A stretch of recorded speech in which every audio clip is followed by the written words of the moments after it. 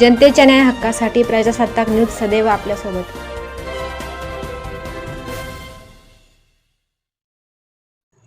कविवर्य नारायण सुर्वे जन्मशताब्दी निमित्त राज्यस्तरीय साहित्य जत्रा संमेलन उत्साहात संपन्न।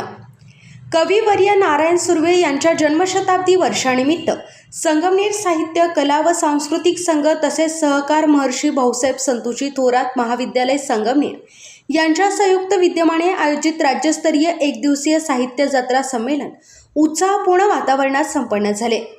या साहित्य संमेलनात साहित्य, संस्कृती, समाज आणि समकालीन विचार प्रवाहांवर विविध मान्यवरांनी मार्गदर्शन केले। कार्यक्रमाला माजी महसूल मंत्री बाळासाहेब थोरात, माजी आमदार डॉक्टर सुधीर तांबे, ज्येष्ठ साहित्यिक उत्तम कांबळे, चित्रपट गीतकार बाबासाहेब सौदागर यांच्यासह साहित्य, कला, शिक्षण व सामाजिक क्षेत्रातील अनेक मान्यवर उपस्थित होते। साहित्यप्रेमी विद्यार्थी, प्राध्यापक आणि रसिकांच्या उत्स्फूर्त प्रतिसादामुळे संमेलनाला विशेष रंगत आली। विविध साहित्यिक सत्रे, विचार मंथन आणि सांस्कृतिक कार्यक्रमांमधून कविवर्य नारायण सुर्वे यांच्या साहित्यिक कार्याला अभिवादन करण्यात आले। नगराध्यक्ष दुर्गाताई तांबे या ठिकाणी उपस्थित आहेत।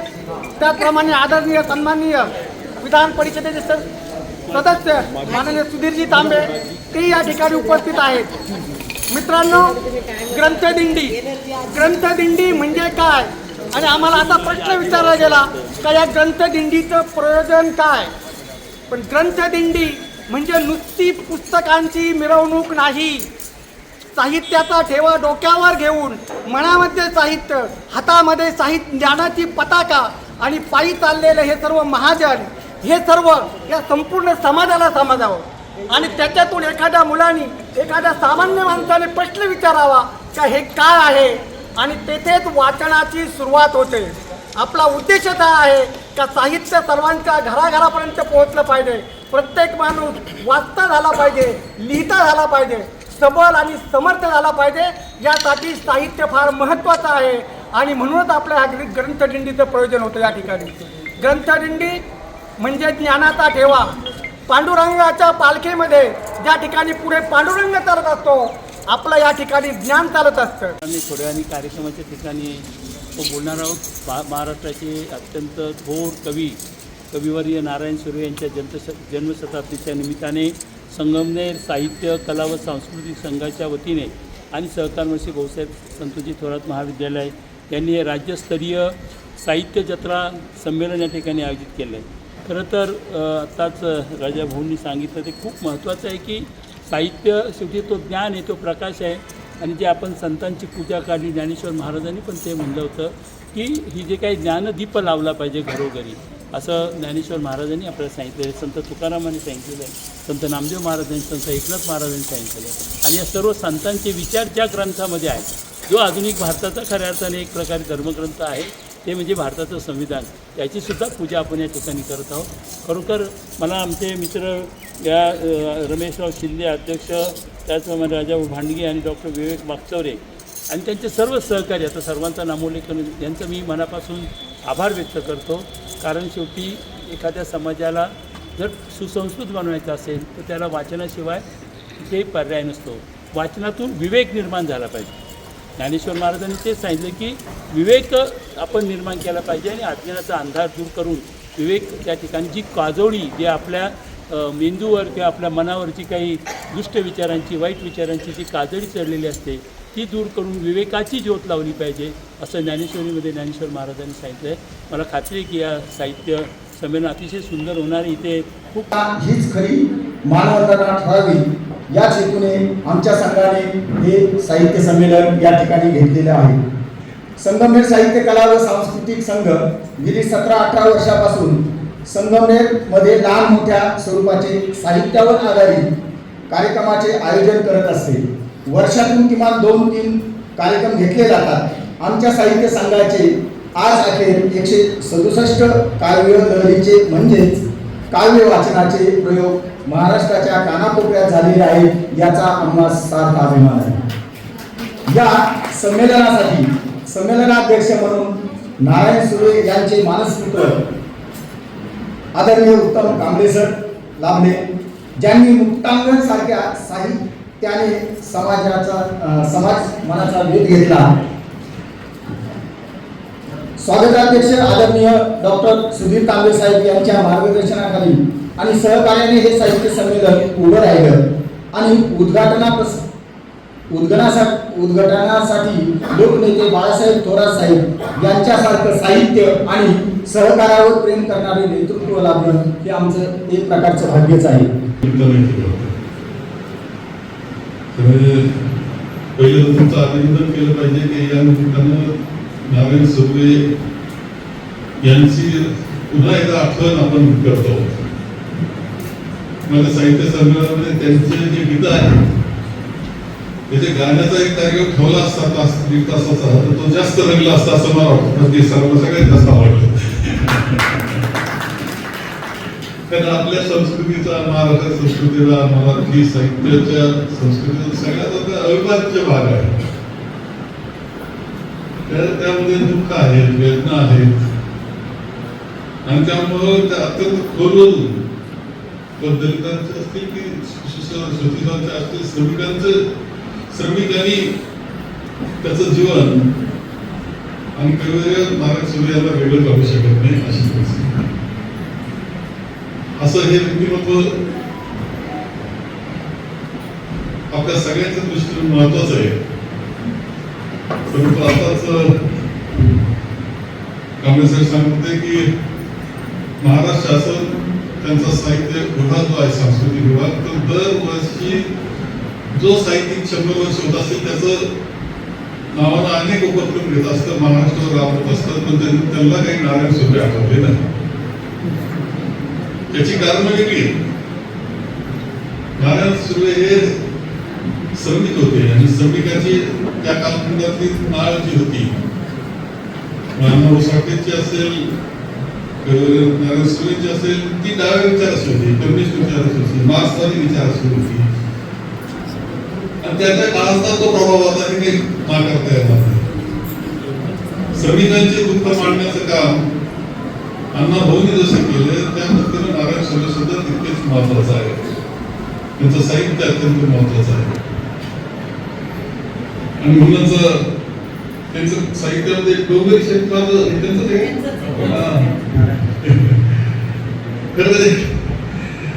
त्या चळवळीमध्ये आणि चळवळ चालायची तर पुढे सभा असली त्याच्या अगोदर एक ज्ञानवृंद जायचं, गायक जायचे, गायचे कार्यकर्तेच असायचे. असं काही तुम्ही स्पेशल कोणाला जबाबदारी देऊन किंवा गाण्याकरता पैसे खर्च करत नसायचं. तोच कार्यकर्ता तोच नंतर भाषण करायचा त्या संपर्क असं काम करत. माझ्या अमर शेट्टी सुद्धा हे डोंगरी शेती गायलेले आहे.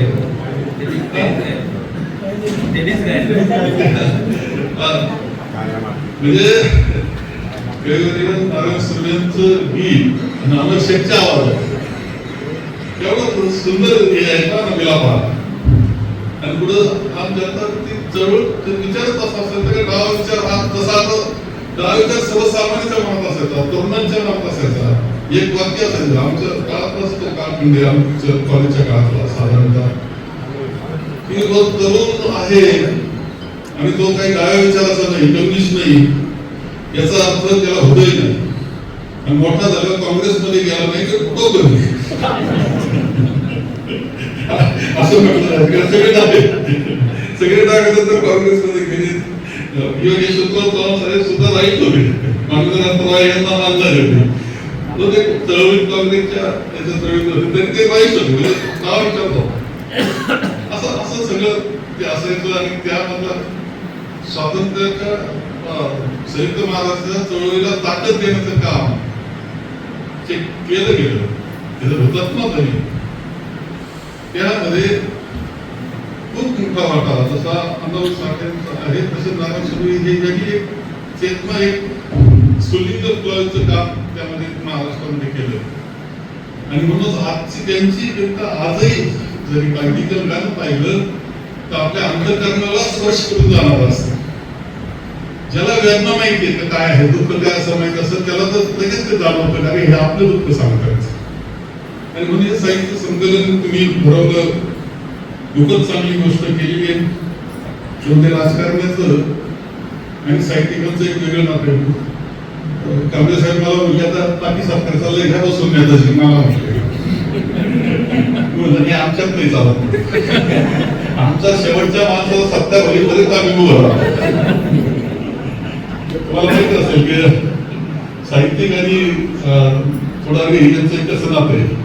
त्याचं नातं असं आहे की दुर्गाबाई भागवतांनी ज्यावेळेस उत्तम पंतप्रधान होते यशवंतराव चव्हाण साहेब कराडचं संमेलन झालं आणि त्यांनी ज्यावेळेस यशवंतराव चव्हाण स्वतः ते कराडचं संमेलनाचं नियोजन त्यांचं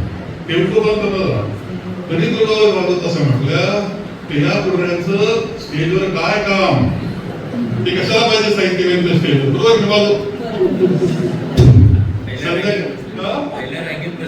मग पुढे पहिल्या मग नंतर असं झालं संध्याकाळी तिथल्या नगरपालिकेच्या वतीने सत्कार होता साहित्यिकांचा अध्यक्ष दुर्गाबाई भागवतांना घ्यायला यशवंतराव चव्हाण स्टेजवर खाली गेले वर आले आणि त्यांनी सांगितलं की तुमच्या स्टेजवर जरी आमचा सन्मान नसेल तर आमच्या स्टेजवर तुमचा सन्मान हे नातं आहे. राजकारणी असं असतं ते त्याला जमिनीवर बसवतो राजगादीवर बसतो आम्ही खाली जमिनीवरच धर्म धरून बसतो त्याच्या दृष्टीने ते असतच ते पण ते शरद तुम्ही सांगितलं ते वाक्य मग मला एकदम बरोबर आपण दाखवाल तुमच्या वाक्यावर एक तर तुम्ही खूप सुंदर साहित्य संमेलन इथे केलं याचा आम्हाला निश्चितपणे आनंद आहे. आपल्या सगळ्या पाहुण्यांचा मी या निमित्तानं यांचाच भाग आहे. आमचे संयोजक म्हणजे आमचे सगळे मित्रमंडळी एकत्र आलेले आहेत त्यांनी हे सगळं सगळ्यांच्या वतीनं तुमचं स्वागत करतो आणि आपल्या साहित्य महाराष्ट्रातील एक अत्यंत प्रतिभासंपन्न सृजनशील व्यक्तिमत्व आणि कविवर्य नारायण सुर्वे यांचे मानसपुत्र असलेले अनेकदा नारायण सुर्वे साहेबांचा त्यांना सहवास लाभला आणि त्यांच्या संस्कारात ज्यांची जडणघडण झाली असे अखिल भारतीय मराठी साहित्य संमेलनाचे सन्माननीय अध्यक्ष उत्तमरावजी कांबळे साहेब. आपण मगाशी नामदार साहेबांचं अतिशय सुंदर आणि तरल असं भावस्पर्शी भाषण ऐकलं तर ते ऐकताना आपल्याला त्याच्यामध्ये साहित्यिक त्यांच्या बोलण्यात सातत्यानं जास्त दिसतात, राजकारणी दिसत नाहीत. कारण आजकाल राजकारणी माणूस म्हटलं की आपल्याला गेंड्याची कातडी आठवायला लागते आणि एवढी संवेदनाशील माणसे या संगमनेरमध्ये आहेत. त्यांनी या संगमनेरची सांस्कृतिक श्रीमंती वाढवलेली आहे. मी ज्यांच्या शेजारी मागाशी बसलो ते आमचे परममित्र अगदी गवळ्यानिशीपासून गवळ्यानिशीपर्यंतचे आमचे मित्र हिरालालजी पगडाल साहेब. तुम्ही या संगमनेरची संपूर्ण महाराष्ट्रामध्ये सांस्कृतिक श्रीमंती वाढवलेली आहे. तुमचे मी स्वागत करतो. माझे मित्र, मी कुणीही नसताना पहिल्यांदा मला एकच चित्रपट माझा झालेला होता आणि तरी सुद्धा शब्दग्रंथ साहित्य संमेलनात त्यांनी मला अध्यक्ष केलं. काही माणसांच्या कृतार्थ हातांची पुण्य अशी इतकी मोठी असते की त्यांच्या हातांचा स्पर्श ज्या शालीला झाला ती मी पांघरली. आणि सुनील दादा जवळजवळ 125 मराठी चित्रपट, 27 मालिका, 14 पुस्तकं, 5 पुस्तकं विद्यापीठात अभ्यासक्रमाला. मी संध्याकाळी लोकांच्या भेटीसाठी दररोज माझ्या घराच्या भिंतीच्या बाहेर एक खुर्ची मांडून बसत असतो 2 तास.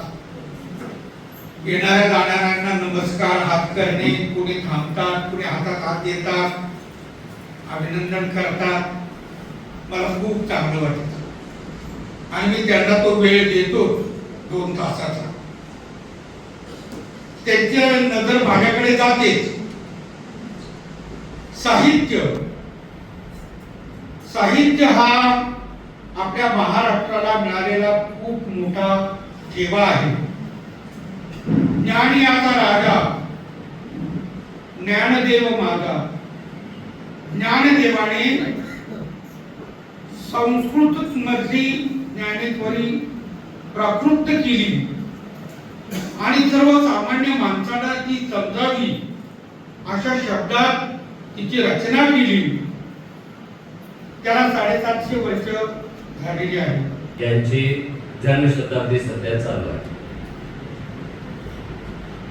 महाराष्ट्र सरकार वगळतात ही गोष्ट सगळ्यांना माहिती आहे. आणि सरकार किती भारी आहे, त्याच्याकडे किती भारी ईडी आहे, सीआयडी आहे, वाघ संपवण्याच्या मोहिमा त्याच्याकडे आहेत. दुर्दैव असं की सुर्वेचं यंदा जन्मशताब्दी वर्ष आहे, हे शासनाच्या दप्तरामध्ये नाही. ते का नाही? कारण सुर्वे असा महाक्रांतिकारी कवी आहे की तो आताच्या महाराष्ट्र शासनाला पचणारच नाही. आणि सरकार काय करतं? जे पचत नाही ते सोडून देतं. आणि संगमनेर काय करतं? जे सरकार सोडून देतं ते आपल्या काळजावरून म्हणतं. त्यामुळे सरकारने आता काही केलं तरी त्याला किंमत शून्य आहे, कारण संगमनेरकरांनी ते करून दाखवलं. आणि गेल्या काही वर्षात पुरोगामी, क्रांतिकारी, परिवर्तनवादी, विचारवादी असे खूप कवी, साहित्यिक इथल्या व्यवस्थेने आडगळीत टाकलेले आहेत. तुम्ही असं नका समजू डार्विनलाच फक्त आडगळीत टाकलेला आहे. डार्विन गेला म्हणून आला, टेस्ट ट्यूब बेबी गेली येत झाला, अजून कुणीतरी घालवलं आणि त्यांच्या जागी कुणीतरी आणलं. बरं झालं शासनाला सुर्व्यांची आठवण झाली नाही, चांगली गोष्ट आहे. कारण सुर्वे हे असे महाकवी होते, ते व्यवस्थेतल्या कोणत्याही चौकटीत, कोणत्याही पुरस्कारात कधीही मावले नाही. आणि शासनाच्या तर ते मावणारच नव्हते. महाराष्ट्रातली कोणतीही समीक्षा सुर्वेला पकडू शकली. आपल्या परिसरातील ताज्या घडामोडी पाहण्यासाठी आजच प्रजासत्ताक न्यूज 24ला सबस्क्राईब करा आणि रहा अपडेट. तसेच लाईक अँड शेअर करायला विसरू नका. प्रजासत्ताक न्यूज सदैव आपल्यासोबत.